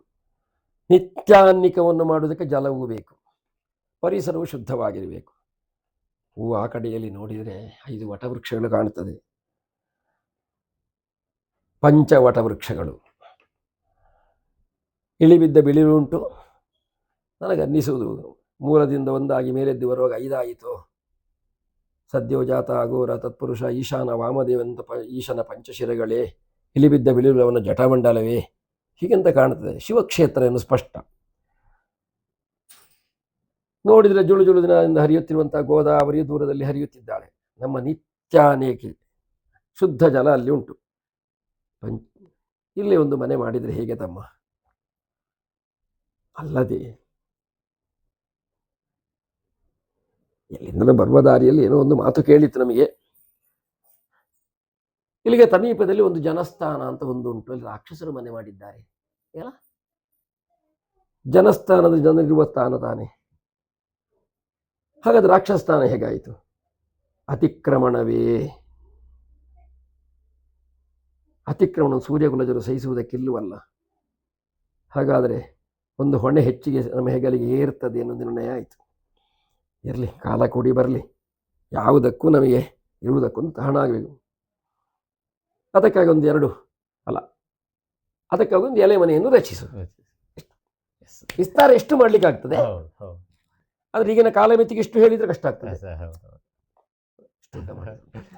ನೋಡಿದ್ರಲ್ಲ ವೀಕ್ಷಕರೇ, ನಿಮಗೋಸ್ಕರ ರಾಮನ ಅರ್ಥವನ್ನ ಹೇಳಿಸಿದ್ದೇನೆ. ಥ್ಯಾಂಕ್ ಯು ಸೋ ಮಚ್ ಶರ್ಮಣ್ಣ. ಕಾರ್ಯಕ್ರಮದ ಕಡೆಯ ಹಂತಕ್ಕೆ ಬರ್ತಾ ಇದ್ದೇವೆ. ಸರಿ, ಪ್ರಸ್ತುತ ಯಕ್ಷಗಾನದ ಸ್ಥಿತಿಗತಿಯ ಬಗ್ಗೆ ಮಾತಾಡಬೇಕಾಗ್ತದೆ. ಒಂದು ಹಂತದಲ್ಲಿ ಬೆಳಿಗ್ಗಿನವರೆಗಿದ್ದಂತಹ ಯಕ್ಷಗಾನ ತತ್ಕಾಲಕ್ಕೆ ಕಾಲಮಿತಿಗೆ ಒಗ್ಗಿಕೊಂಡಿದೆ. ಏನ್ ಹೇಳ್ತೀರಿ ಇದರ ಬಗ್ಗೆ, ಕಲಾವಿದರ ಬಗ್ಗೆ ಅಥವಾ ಪ್ರೇಕ್ಷಕರ ಬಗ್ಗೆ ಅಂತ ಹೇಳಿ? ಕಾಲಮಿತಿಗೆ ಒಗ್ಗಿಕೊಳ್ಳಬೇಕಾಗಿ ಬಂದದ್ದೊಂದು ಅನಿವಾರ್ಯ. ಹೌದು. ಮತ್ತೆ ಒಂದು ದೃಷ್ಟಿಯಲ್ಲಿ ನೋಡಿದ್ರೆ ಅದು ಈ ಕಾಲಕ್ಕೆ ಅವಶ್ಯವೂ ಹೌದು ಅಂತ. ಹಾಗೆ ಕಾಲ ಬದಲಾಗ್ತಾ ಬಂದಿದೆ, ಮನುಷ್ಯರ ಆರೋಗ್ಯವು ಕ್ಷೀಣಿಸ್ತಾ ಬಂದಿದೆ. ಮೊದಲಷ್ಟು ಬಲಶಾಲಿ ಆಗಿಲ್ಲ. ಮೊದಲೆಲ್ಲ ಇಡೀ ರಾತ್ರಿ 3 ವೇಷ ಕೊಟ್ಟರೆ ಮಾಡಿಸುತ್ತಿದ್ರು, ನಿದ್ದೆಗೆಟ್ಟರು ಮಾಡ್ತಿದ್ರು, ಜೀವನ ವ್ಯವಹಾರಕ್ಕೂ ಆಗ್ತದೆ, ಅಷ್ಟ ಉತ್ಸಾಹಗಳಿತ್ತು. ಈಗ ಏನಾಗಿದೆ ಅಂದ್ರೆ ಕಲಾವಿದರು ಸಿದ್ಧರಾದ್ದು ಕಡಿಮೆ, ಬೇರೆ ಬೇರೆ ಉದ್ಯೋಗದಲ್ಲಿರುವವರು ಇದರಲ್ಲಿ ಬಂದು ಸೇರ್ಪಡೆಗೊಂಡು ಇದು ನಡೆಸ್ತಾರೆ. ಮತ್ತೆ ಅಧ್ಯಯನಕ್ಕೆ ಅವಕಾಶಗಳು ತುಂಬಾ ಕಡಿಮೆ ಉಂಟು. ಆದ್ದರಿಂದ ಕಾಲಮಿತಿ ಮಾಡಿದ್ದು ಒಂದು ರೀತಿಯಲ್ಲಿ ತುಂಬಾ ಒಳ್ಳೆಯದೇ ಆಗಿದೆ. ಹಾಗೆಂತ ಒಳ್ಳೆಯದೇ ಹೌದು ಅಂತಂದ್ರೆ ಬೇಸರ ಉಂಟು. ಯಾಕಂದ್ರೆ ನಾವೆಲ್ಲ ಕಲಿಯುವಾಗ ಇಡೀ ರಾತ್ರಿ ಆಟ ಇದ್ದದ್ದನ್ನು ನಮಗೆ ತುಂಬಾ ಅಧ್ಯಯನಕ್ಕೆ ಅವಕಾಶ ಇತ್ತು. ನಾವು ತುಂಬಾ ಆಟ ನೋಡ್ತಾ ಇದ್ದೆವು, ನಾವು ನೋಡಿ ಕಲ್ತದ್ದೇ ಹೆಚ್ಚು. ಈಗಿನ ಅವರಿಗೆ ಏನು ನೋಡ್ಲಿಕ್ಕೆ ಏನುಂಟು ಪ್ರಶ್ನೆ, ನೋಡ್ಲಿಕ್ಕೆ ಏನುಂಟು? ಈಗ ನುರಿತವನಿಗೆ, ಅಭ್ಯಾಸ ಆದವನಿಗೆ ಅವನಷ್ಟು ವಿದ್ಯೆ ಉಂಟು, ಅವನಿಗೆ ಇಂದು ಪ್ರಧಾನ ಸ್ಥಾನ ಸಿಗ್ತದೆ. ಇಲ್ಲದ್ರೆ ಯಾವ ಪಾತ್ರ ಕೊಟ್ಟರು ಅವ ಅದನ್ನು ಪ್ರದಾನ ಮಾಡಿ ಬರ್ತಾನೆ, ಅವನಿಗೆ ವಿಷಯ ಉಂಟು, ಅವನು ಮುಂದೆ ಹೋಗ್ತಾನೆ, ಅವನಿಗೆ ಸಿಗುವ ಪಾತ್ರ ಗಟ್ಟಿ ಇದು. ಹಾಗಿರುವ ಅವನಿಗೆ ಬೇಕಷ್ಟಿರ್ತದೆ. ಬೆಳವಣಿಗೆ ಒಂದು ಅಧ್ಯಯನಶೀಲನಿಗೆ ಎಂತದುಂಟು, ಅವನಿನ್ನು ಬಲ ಮಾಡುದಲ್ಲ. ಅವಳ ಅರ್ಥ ಯಾವ ಅವ ಯಾವ ಕಲಿಯುದು? ಅಧ್ಯಯನಶೀಲನಾಗಿ ಕಲ್ತು ವೃದ್ಧಿ ಹೊಂದುತ್ತೇನೆ ಎನ್ನುವನಿಗೆ ಸ್ವಲ್ಪ ಮಾರಕವೇ ಇದು, ಕಷ್ಟ. ಯಾಕಂದ್ರೆ ಏನು ಇಲ್ಲ, ಆಯ್ತು ನೋಡ್ತಾನೆ, ಏನ್ ನೋಡ್ತಾನೆ ನಾವು, ಏನ್ ನೋಡ್ತಾನೆ? ಒಂದು ಪದ್ಯ 2 ಪದ್ಯ ಹಾಡ್ತೇವೆ ಬರ್ತೇವೆ ಮಾತಾಡುವಂಥದ್ದು ಅಲ್ಲ. ಇನ್ನೂ ಒಂದುಂಟು, ನೋಡುವ ಉತ್ಸಾಹ ಇದ್ದವನಿಗೆ ಸಮಯ ಇರುವುದಿಲ್ಲ. ಯಾಕಂದ್ರೆ 2 ವೇಷ ಇದ್ದವನಿಗೆ ಒಂದು ವೇಷ ಹೋಗಿ ಮೊದಲೆಲ್ಲ 2 ಗಂಟೆ 3 ಗಂಟೆ ಕಳೆದು ಹೋಗಿ, ಈಗ 1 ಗಂಟೆ ಇಲ್ಲ ಇನ್ನೊಂದು ವೇಷ. ಅವನಿಗೆ ಇಲ್ಲಿ ಗಮನ ಇಲ್ಲ, ಅವ ಪಕ್ಕ ವೇಷ ಮಾಡಿದ್ರೆ ವೇಷ ಇಲ್ಲ. ಅಷ್ಟೇ. ಈ ಮಟ್ಟದಲ್ಲಿ ಕೇಳಬಹುದು, ಅವರವರ ಜೀವನದ ಒತ್ತಡ ಅವರವರಿಗಿದೆ. ಬರುವಾಗ ಏನೋ ಉದ್ಯೋಗದಲ್ಲಿ ಇರ್ತಾರೆ. ಮತ್ತೆ ಕಾಲಮಿತಿ ಅಂದ ಮೇಲೆ ಹೆಚ್ಚಿನವರು ಬೇರೆ ಬೇರೆ ಉದ್ಯೋಗವನ್ನು ಮಾಡಿಕೊಂಡಿದ್ದಾರೆ ಜೀವನಕ್ಕಾಗದೆ. ಯಾಕಂದ್ರೆ ಯಕ್ಷಗಾನವೇ ಜೀವನಕ್ಕೆ ಪೂರ್ತಿ ಭದ್ರತೆ ಅಲ್ಲ, ಬೇಕಾದ ಆರ್ಥಿಕತೆ ಇಲ್ಲ, ಏನಾದ್ರೂ ಮಾಡಿಕೊಳ್ಳಬೇಕಾಗ್ತದೆ. ಹಾಗಿರುವಾಗ ಬೆಳವಣಿಗೆಯವರಿಗೆ ತೊಂದರೆ ಆಯ್ತು ಅದರಿಂದ. ಹೌದು. ಹಾಗೆಂತ ಸರಿಯಾದ ಸಮಯಕ್ಕೆ ನಿದ್ದೆ ಆಗಬೇಕು ಎನ್ನುವಂತ ವಾದ ಹಿಡ್ಕೊಂಡ್ರೆ ಕಾಲಮಿತಿ ಆದದ್ದನ್ನು ಒಂದು ಉಪಕಾರ. ರಾತ್ರಿ 2 ಗಂಟೆ ಮೇಲೆ ಆದ್ರೂ 3, 4, 5, 6, 7, 6 ಗಂಟೆ ಇದ್ದು 4 ಗಂಟೆ ಒಳ್ಳೆ ನಿದ್ದೆ ಆಗ್ತದೆ, ಸಮಯಕ್ಕೆ ನಿದ್ದೆ ಆಗ್ತದೆ, ಆರೋಗ್ಯದ ಮಟ್ಟಿಗೆ ಒಳ್ಳೇದು. ಇದು ಈ ವಿಚಾರ ಯಾಕೆ ಕೇಳಿದ್ರೆ, ನಾನು ಶಾಲಾ ಕಾಲೇಜಿಗೆ ಹೋಗಿ ಮೇಳಕ್ಕೆ ಹೋದಂತ ಸಂದರ್ಭ, ಇಲ್ಲಿ ಬೆಳಗಿನವರೆಗೆ ವೇಷ ಮಾಡಿ ಶರ್ಮಣ್ಣನ ಜೊತೆಗೆ ಇಲ್ಲಿ ಮನೆಯಲ್ಲಿ ಬಂದು, ಇದೇ ಮನೆಯಲ್ಲಿ ಬಂದು ಮಲಗಿ ಮತ್ತೆ ಶಾಲೆಗೆ ಕಾಲೇಜಿಗೆ ಹೋದಂತಹ ದಿನ ಇದೆ. ಆಗ 2 ಗಂಟೆ 1 ಗಂಟೆ ನಿದ್ರೆ ಸಿಗುವಂತದ್ದೇ ಸಮಸ್ಯೆ. ಬಟ್ ಈಗ ಸ್ವಲ್ಪ ಒಂದು 4-5 ಗಂಟೆ ನಿದ್ರೆ ವಿದ್ಯಾರ್ಥಿಗಳಾಗಿದ್ದವರಿಗೆ ಅವರಿವರಿಗೆಲ್ಲ ತುಂಬಾ ಕಷ್ಟ ಆಯಿತು. ಯಾಕಂದ್ರೆ ಇದರಲ್ಲಿ ತುಡಿತ ಉಂಟು, ಕಲಿಬೇಕು, ಇದರಲ್ಲಿ ಬೆಳಿಬೇಕು. ಆದ್ರೆ ಬೆಳಗ್ಗೆ ಬೇಕಂತ ಸಿಕ್ಕಿದಷ್ಟು ನಿದ್ದೆ ಮಾಡಿ ಓಡ್ಬೇಕು ಶಾಲೆಗೆ. ಇದು ಒತ್ತಡ, ಅದು ಒತ್ತಡ, ಈ 2 ಒತ್ತಡ ಬಂದ ಕೂಡ್ಲೆ ಯಾವ್ದ್ರಲ್ಲಿ ಗಟ್ಟಿಯಾಗುದು ಅದಾಗ್ತದೆ. ಆಯ್ತು, ಅಲ್ಲಿ ಹೋಗಿ ಕಲಿಯುವನ ಅವನಿಗೆ ಹಗಲುಡಿ ಕಾಲೇಜ್ ಹೋಗಿ ದುಡಿದವರಲ್ಲಿ ಒಂದು ಅರ್ಧ ಗಂಟೆ ಎಲ್ಲಿಯಾದ್ರೂ ಬಿದ್ದುಕೊಳ್ತೇನೆ ಅಂತ ಆಗ್ತದೆ. ಈಗ ಆಗಿನ ಕಾಲಕ್ಕೆಲ್ಲ ಹಾಗಿಲ್ಲದ ನೋಡಿ, ಗಣೇಶನು ತಯಾರದ್ದು, ಅರಳ ಗಣೇಶನ ತಯಾರದ್ದು ಆಗಲ್ವಾ? ಅವರಿಗೆ ಆಗ ಶಾಲೆ ವಿದ್ಯಾಭ್ಯಾಸ ಏನಿಲ್ಲ, ಇಡೀ ರಾತ್ರಿ ಆಟ, ಆಯ್ತಾ, ಆಗ ಅನುಕೂಲ ಇತ್ತು. ಈಗ ಇನ್ನದನ್ನು ದೊಡ್ಡ ನಿರೀಕ್ಷೆ ಮಾಡ್ಲಿಕ್ಕೆ ಇಲ್ಲ, ಕಷ್ಟ. ಯಾಕಂದ್ರೆ ಎಲ್ಲರಿಗೂ ಅವರವರ ಅವಸರ, ಮತ್ತೆ ಕಲಿಕೆಯ ಮನೋಭಾವ ತುಂಬಾ ಕಡಿಮೆ ಕಾಣುತ್ತೆ ನನಗೆ. ಕಲಿಯುವ ತುಡಿತ ತುಂಬಾ ಕಡಿಮೆ ಕಾಣ್ತದೆ. ಯಾಕಂದ್ರೆ ಅದಕ್ಕೆ ಕಾರಣವಾದ ಈ ಕಾಲಮಿತಿಯು ಆಗಿರಬಹುದು. ಇಷ್ಟೆಲ್ಲೂ ಸಾಕದು ಅನ್ನುವ ಭಾವನೆಯು ಕಾಣಾಯ್ತು. ಕಾಲಮಿತಿ ಜೊತೆಗೆ ಪ್ರಸಂಗದ ವೇಗದ ಮಿತಿಯು ಹೆಚ್ಚಾಯ್ತು. ಮತ್ತೆ ಆಕ್ಷೇಪವಲ್ಲ, ದೂರುದು ಅಲ್ಲ. ಈಗ ನಮ್ಮಲ್ಲಿ ದೇವಿ ಮಾತುಗಳಾಗುದು. ಹೌದು, 180 ಆಟದಲ್ಲಿ 120, 110. ವಿಷ್ಣು ಯಾರು? ಅದು ಶರ್ಮ. ಬ್ರಹ್ಮ ಯಾರು? ಅದು ಇಂತವ. ಆ ಸ್ಥಾನದಲ್ಲಿ ಹೋಯ್ತು, ಉಳಿದವನೆಂತದ್ದು. ಅದು ದೇವೇಂದ್ರವಲ್ಲ ಅಲ್ವಾ, ಅದಕ್ಕೆ ಮಾತಾಡ್ಲಿಕ್ಕಿಲ್ಲ ಅಲ್ಲ, ಎಂತದ್ದು ಕಲಿಯುದು. ಈಗ ಕಲಿಯುವವನಿಗೆ ಒಂದು ಪದ್ಯದ ಅರ್ಥ ಹೇಳಿಕೆ ಬಿಟ್ಟು ಸಾಕು. ಇವತ್ತೊಂದು ನಾಳೆ ಒಂದು ಬದಲಾವಣೆ ಚಂದ ಮಾಡ್ಬೋದು, ಅಭ್ಯಾಸ ಮಾಡಿ ಸೇರ್ಗಡೆ ಹೊಂದಬೇಕು ಅಂತಿದ್ದವನಿಗೆ ಎಲ್ಲಿ ಉಂಟು ಅರ್ಥ? ತನ್ನಿಂದ ತಾನೇ ಕಲಾವಿದನನ್ನು ಒಂದು ಔದಾಸೀನ್ಯಕ್ಕೆ ಬಿಡಿಸಿ ಆಗಾಯ್ತದೆ. ಹೌದು ಹೌದು ಹೌದು. ಈಗ ಎಷ್ಟು, ಈಗ ನಮ್ಮ ಘಟಿಗಳ ದೇವತ್ಮಗಾದ್ರು ಚಂದಕ್ಕೆ ಪದ್ಯಕ್ಕೆ ಅರ್ಥ ಹೇಳಲಿಕ್ಕೆ ಗೊತ್ತಿದ್ದ ಬ್ರಹ್ಮ ವಿಷ್ಣು ಸಾಲದ ಅಷ್ಟೇ ಸಾಕು, ಸಾಕು. ಹೌದು, ನಡೀತದೆ ಅಂತ ನಡೀತದೆ. ಕಾಲಮಿತಿ. ಕಾಲಮಿತಿ, ಹೌದು. ಅದು ಬೆಳವಣಿಗೆ ಮಟ್ಟಿಗೆ ಎಂದು ನೋಡ್ಲಿಕ್ಕಿಲ್ಲ. ಕೆಲವೊಂದು ಸಲ ಸರ್ಕಾರದ ಆದೇಶಕ್ಕೆ ಬದ್ಧರಾಗಿರ್ಬೇಕಾಗ್ತದೆ. ಅಲ್ಲ, ಅದು ಅನಿವಾರ್ಯ, ಏನು ಮಾಡ್ಲಿಕ್ಕೆ ಮತ್ತೆ ಇನ್ನಂತೂ ಬದಲಾವಣೆ ಸಾಧ್ಯ. ಸಾಧ್ಯ. ಇದಕ್ಕೆ ಕಾಲಮಿತಿಗೆ ಒಗ್ಗಿ ಆಗಿದೆ. ಕಲಾವಿದರು ಒಗ್ಗಿ ಆಗಿದೆ, ಆಟ ಆಡಿಸುವವರು ಒಗ್ಗಿ ಆಗಿದ್ದಾರೆ, ನೋಟಕರು ಒಗ್ಗಿ ಆಯ್ತು, ಎಲ್ಲ ಆಯ್ತು.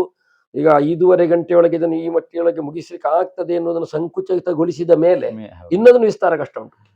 ಯಾಕೆ ಕೇಳಿದ್ರೆ ಮೊದಲ ಸೇವೆ ಮತ್ತೆ ಕಡೆಯ ಸೇವೆಗೆ ನಿದ್ದೆ ಬಿಟ್ಟು ನಮಗೆ ಆಗುವಂತದ್ದಿಲ್ಲ. ಅಲ್ಲ, ಅದು ಅಷ್ಟಲ್ಲ, ಇನ್ನು ವಿಸ್ತಾರಗೊಳಿಸಿದ ಕಲಾವಿದರ ಬೆಳಗುವರೆಗೆ ಮಾಡ್ಬೇಕಾದ್ರೆ ಮೊದಲನೇ ಕಲಾವಿದರ 4 ಜನ ಉದ್ದ ಮಾಡ್ಬೇಕಾದ್ರೆ. ಹೌದೌದು. ಈಗಿನವರಿಗೆ ಕಷ್ಟ ಉಂಟು, ಕಷ್ಟ ಇದೆ. ಹೌದು, ಯಾಕಂದ್ರೆ ಅವರು ಇದಕ್ಕೆ ಹೋಗಿದ್ರ ಹೆಚ್ಚು ಮಾಡ್ಲಿಕ್ಕೆ ಅವ್ರ ಹತ್ರ ಇಲ್ಲ.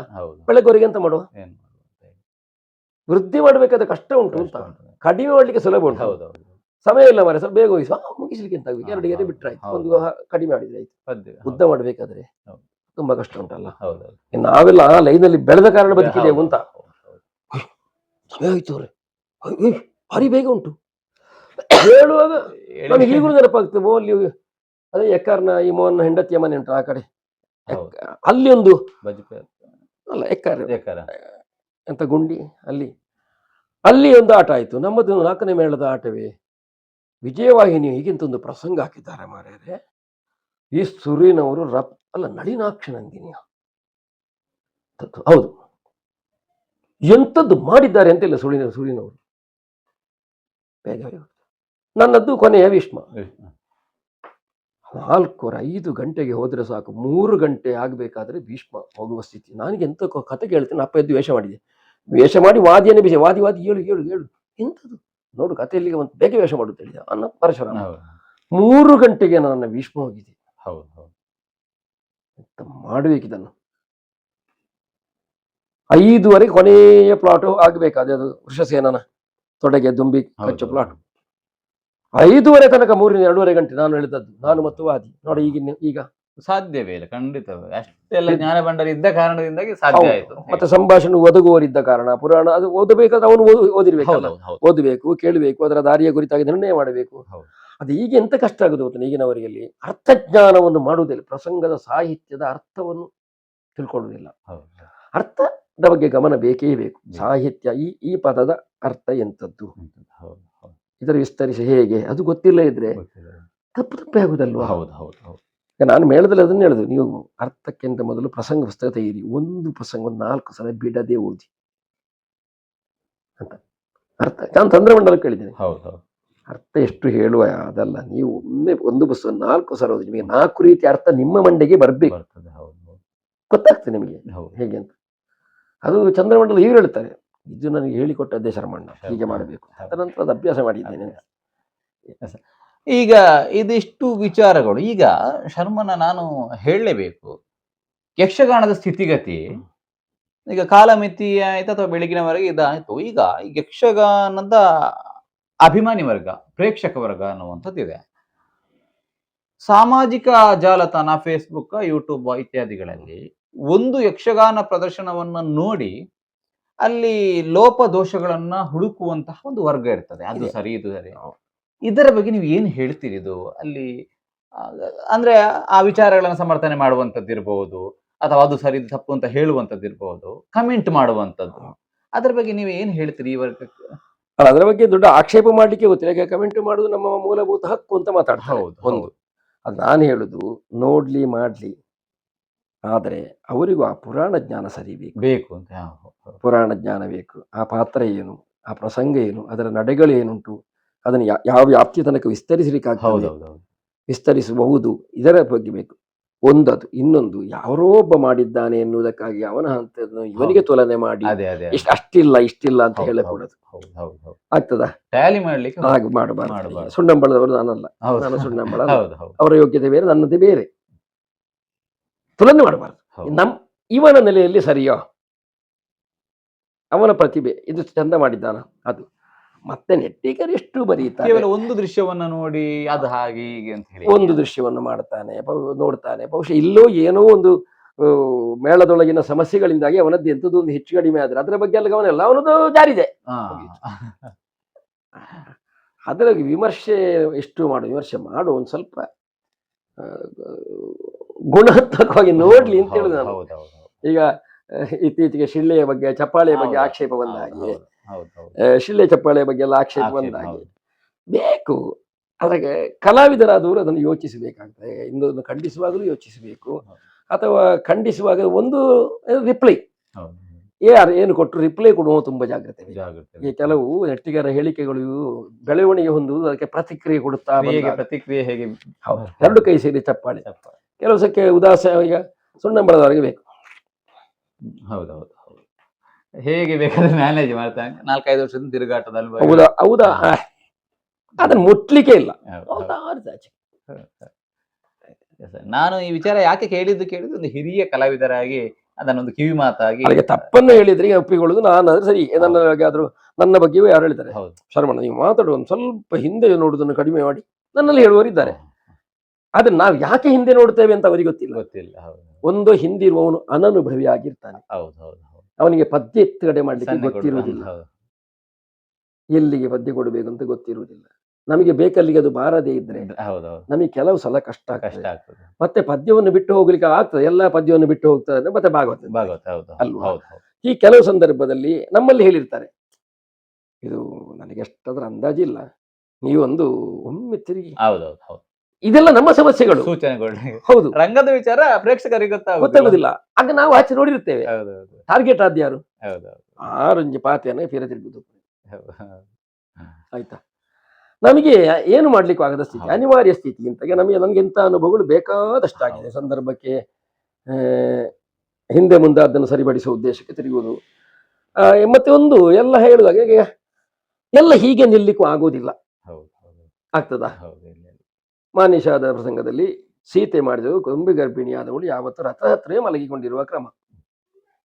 ವಾಲ್ಮೀಕಿ ಮಾಡಿದವ ಅವಳ ಹತ್ರ ಯಾರಮ್ಮ ನೀನು ಪದ್ಯಕ್ಕೆ ಎಲ್ಲಿ ಮಾತಾಡ್ಬೇಕದ್ದು, ಅಲ್ಲಿ ಮೈಕೆ ಅಥವಾ ಯಾರಮ್ಮ ನೀವು ಅಂತ ಕೇಳಿದ. ಈಗ ಕಥಾ ಸಂದರ್ಭ ಹೌದು, ಇಲ್ಲಿರುವ ಸೀತೆಯನ್ನು ನೋಡಿ ಮಾತ್ರ ವಾಲ್ಮೀಕಿ ಹೀಗೆ ನಿಲ್ಬೇಡುವ, ಸಭೆಗೆ ಕಾಣುದು ವಾಲ್ಮೀಕಿ ಬದಿಯಲ್ಲೂ ಏನ್ ಮಾಡ್ಲಿಕ್ಕೆ ಅನಿವಾರ್ಯ. ಎಲ್ಲ ಇದ್ರೆ ಹೀಗೆ ನಿಂತುಕೊಂಡು ರಥ ಹತ್ರ ಇತ್ತುಕೊಂಡು ಇಲ್ಲಿಗೆ ನೋಡಿಕೊಂಡು ಒಮ್ಮೆ ಈಚೆ ಏನಾದ್ರು ಮಾಡಿ ವೇಸ್ಟ್ ಮಾಡ್ಬೇಕಾಗ್ತದೆ. ಅದನ್ನು ಅವರು ಗ್ರಹಿಸಬೇಕಾಗ್ತದೆ, ಸಂದರ್ಭ ಹೇಗೆ ಅಂತ. ಎಷ್ಟೋ ಪಾತ್ರಗಳು ಪರಸ್ಪರ ಹೀಗೆ ಮಾತಾಡಬೇಕಾಗಿ ಬರ್ತದೆ. ಈಗ ಶುಂಭ ರಥದಲ್ಲಿ ಉಂಟು ರಕ್ತ ಬೀಜ, ಎದುರು ನೋಡಿದ್ರು ಹಿಂದೆ ನಿಲ್ಲುವುದು, ಒಂದು ಸ್ವರ ತಗೊಳ್ಲಿಕ್ಕಿಲ್ಲ. ಅಥವಾ ಕೆಲವು ಸಲ ಹೀಗೆ ನೀನು ಮಾತಾಡ್ಲೇಬೇಕು, ಎಲ್ಲ ಮುಖ ಅಡ್ಡ ಹಾಕಿದ್ದು ಅಂದ್ರೂ ಆಗೋದಿಲ್ಲ. ಸಾಂದರ್ಭಿಕವಾಗಿ ಬಂದೇ ಬರ್ತದೆ. ಈಗ ನನಗೆ ಎಷ್ಟೋ ಜನ ಇತ್ತೀಚೆಗೆ ಹೇಳಿದ್ದಾರೆ, ಒಂದು ನೀವು ಆಗ ಹಿಂದೆ ತಿರುಗಿ ನೋಡ್ತೀವಿ, ಅದನ್ನೊಂದು ಸರಿ ಮಾಡಿ. ಆಯ್ತು, ಸರಿ ಮಾಡ್ತೆ, ಒಪ್ಪಿಕೊಳ್ಳುದು. ಅವರಿಗೂ ಬೇಸರ, ನಮಗೂ ಬೇಸರ. ಅದು ನಮ್ಮ ಸಮಸ್ಯೆ ಎಷ್ಟು ಉಂಟು ಅಂತ. ರಂಗಕ್ಕೆ ಈ ಸಲ ಯಜಮಾನ್ರಿ ಅದನ್ನು ಹೇಳಿದ್ರು, ಅವು ಪಾತೆರೆ ಕೇಳೊಂದು ಇಜ್ಜಂಡಿ ಇರಂತೆ ಎದುರು ತಿರ್ಗಣ ಸರಿಯಾತು ಅಂದ್ರೆ ಎದುರು ತಿರ್ಗಣ ಸರಿಯಾವ ಯಜಮಾನ್ರೆ ಅಂದ್ರೆ ಸೀತೆ ರಥ ತಪ್ಪು ಉಂಡತ್ತ ಯಾನಿತಿ ಎದುರು ಎರಡ ಬಾತೇರ್ನೆ ವಿಷಯ ಅವಲ ಅಂದಿ ಅಂದ್ರೆ ಈರೊಂಜಿ ಏನೊಂಜಿ ಐನು ಎಜೆಸ್ಟ್ ಮಾತು ಇಂಚಾಡ ಸರಿ ಮಲ್ಪಲಾಗಿ ಅಂತ ಅದು ನನಗೆ ಅವ್ರು ಹೇಳಿದ್ದಲ್ವ. ಮತ್ತಿನ ಸಲ ಬರೋದನ್ನ ಅಡ್ಜಸ್ಟ್ ಮಾಡಿದನು ಸಭೆಗೆ ಬಾರದಾಗಿ, ಸಭೆಗೂ ಕಾಣುವ ಹಾಗೆ ಸೀತೆಗೂ ಕೇಳುವ ಹಾಗೆ ಒಂದು ಕೋನವನ್ನು ಮಾಡಿಕೊಂಡು ಸರಿ ಮಾಡಿದನು. ಯಾಕಂದ್ರೆ ಹೇಳುವವರು ಹೇಳಿದ್ರೆ ಹೌದಾದ್ದನ್ನು ಮಾಡ್ಲೇಬೇಕಾಗ್ತದೆ. ರಂಗದ ಸಮಸ್ಯೆ ಇರಬಹುದು ಅಥವಾ ಚೌಕಿಯ ಸಮಸ್ಯೆಗಳು ಬೇರೆ ಬೇರೆ ಇರ್ತದೆ, ಪ್ರೇಕ್ಷಕರಿಗೆ ಅದು ಇರ್ತದೆ. ಪ್ರೇಕ್ಷಕರಿಗೆ ಕಾಣುವುದು ಅವನ ಸಮಸ್ಯೆ, ರಂಗದ ಸಮಸ್ಯೆ ಮಾತ್ರ ಕಾಣುವುದು, ಬೇರೆ ಸಮಸ್ಯೆ ಕಾಣುವುದಿಲ್ಲಲ್ಲ. ಈಗ ಅರುಣ ಮಾಡಿ ರಥದಲ್ಲಿ ಕೂತೆ ಮಾತಾಡ್ಬೇಕು, ಆಯನ ಪಾರನ ಪಾತೆರನೇ ಕೇಳಿದೀಜಿ ಅಂದ್ರೆ ಎಂತ ಮಾಡ್ಬೇಕು ನಾವು? ಇಳಿಕೊಂಡು ಹೋಗ್ಲಿಕ್ಕೆ ಸೊಂಟ ಇಲ್ಲಿ ಕೆಳಗಿಲ್ಲ ಅಲ್ಲ, ಅದಿಲ್ಲ ಅಂತ ಪ್ರೇಕ್ಷಕರಿಗೆ ಗೊತ್ತಿಲ್ಲ ಏನು ವಿಚಾರ. ಹಿಂದಿನ ಮೈ ಕೇಳಿಯುವುದಿಲ್ಲ, ಅವನು ಬೆನ್ನಾಕಿ ಮಾತಾಡುದಲ್ವ, ಇವನಿಗೆ ಕೇಳಬೇಕು ಅಂತ ಹೀಗೆ ಮಾತಾಡ್ಲಿಕ್ಕೆ ಆಗುದಿಲ್ಲ. ಇಂಥದ್ದು ಉಂಟು. ಆದ್ರೆ ನೋಟಗನಿಗೆ ಅದು ಹೆಚ್ಚು ಕಾಣುವುದಿಲ್ಲ ಅಂತ, ಅವನಿಗೆ ಕಾಣುವುದು ಅಲ್ಲಿ ಏನು ಮಾಡಿದ್ದಾನೆ ಅಂತ ಮಾತ್ರ. ಈಗ ವಿಷ್ಣು ಪ್ರತ್ಯಕ್ಷ ಮಧುಕೈಟವರಿಗೆ ದಿವ್ಯ ರೂಪ ದರ್ಶನ ಮಾಡಲು ಮಧುಕೈಟವರು ಮಾಡಿದ್ರು ಎದುರು ಮೈಕಿನ ಹತ್ರ ಹೋಗಿ ಮಾತಾಡಿದ್ರೆ ಯಾರ ಹತ್ರ ಮಾತಾಡುದು ಪ್ರಶ್ನೆ. ಹೀಗೆ ಮಾತಾಡ್ಲೇಬೇಕು, ಸಭೆಗೆ ಮುಖ ಹಾಕ್ಲಿಲ್ಲ ಕಲ್ಪಿಸಿಕೊಳ್ಬೇಕು, ಅದು ಬರ್ತದೆ. ಅವರಿಗೆ ಆಕ್ಷೇಪ ಕಾಣುವುದು ಸಹಜ. ಅದ್ ಯಾಕೆ ಏನು ಎನ್ನುವುದನ್ನು ವಿಮರ್ಶೆ ಮಾಡಿ ಚಂದ. ಹೌದೌದು, ತಮ್ಮ ಇಚ್ಛಾನುಸಾರವಾಗಿ ಕಮೆಂಟ್ ಮಾಡೋ ಬದಲು ಸ್ವಲ್ಪ ಅಧ್ಯಯನ ಮಾಡಿ. ಅದೇ ಈಗ ನಾವೀಗ ಅರ್ಥ ಹೇಳುವಾಗ ಅವರು ತಪ್ಪನ್ನು ಹುಡುಕುವುದು ಹೇಗೆ? ಹೌದು. ಒಟ್ಟು ಮಾತಾಡಿದ ಅಂತ ಅವ ನೋಡಿಕೊಳ್ಬೇಕಿತ್ತು. ಹೌದಾ? ಹೌದು ಹೌದು ಹೌದು. ಒಬ್ಬ ಏನೋ ಮಾತಾಡುವ ತಪ್ಪು ಹೋದಾಗೆ ಅವನಿಗೆ ಸರಿ ಮಾಡಬೇಕಿತ್ತು. ಕೇಳಿ ಗೊತ್ತಿದ್ದವ್ರಲ್ಲಿ ಕೇಳಿ ಕಲ್ತು ಸರಿ ಹೇಳಲಿಕ್ಕೆ ಆಗೋದಿಲ್ಲ ಅವನಿಗೆ, ಅದು ಅವನಿಗೆ ಅನ್ವಯ ಆಗೋದಿಲ್ಲ. ಹೌದು ಹೌದು ಹೌದು. ಅದಕ್ಕೆ ನೋಡಿ ಬರೆಯುವವನಿಗೆ ಅನ್ಯಾಯವೇ ಅಲ್ಲ ಅದು. ಹೌದು ಹೌದು. ನೋಡಿ ಕೇಳಿ ಮಾಡಬೇಕು ಅಂತ ಅಷ್ಟೇ ಇರುವುದಿಲ್ಲ.